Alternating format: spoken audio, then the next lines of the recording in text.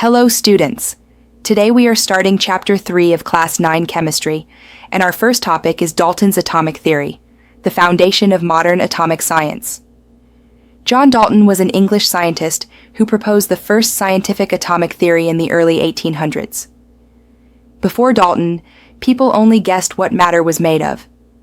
Dalton gave a clear explanation. All matter is made of tiny particles called atoms. Dalton explained his ideas through a set of postulates. Let's go through them one by one. 1. All matter is made of very small particles called atoms. Everything around us, air, water, metals, plastic, is made up of atoms. 2. Atoms cannot be created or destroyed.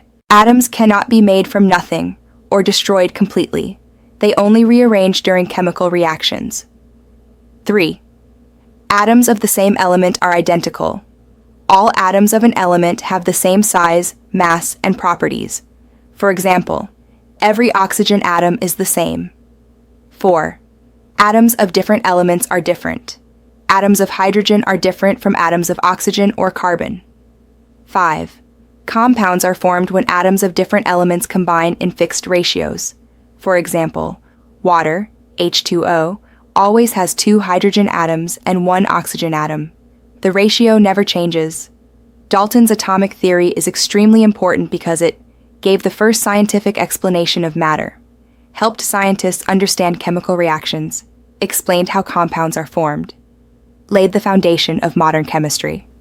Even though later discoveries, like electrons, protons, and neutrons, improved our understanding, Dalton's theory was the starting point of atomic science. Thank you for watching. If this explanation helped you, don't forget to like and subscribe. In the next video, we will discuss the discovery of subatomic particles. Stay connected with SM Educate for your complete Class 9 chemistry course.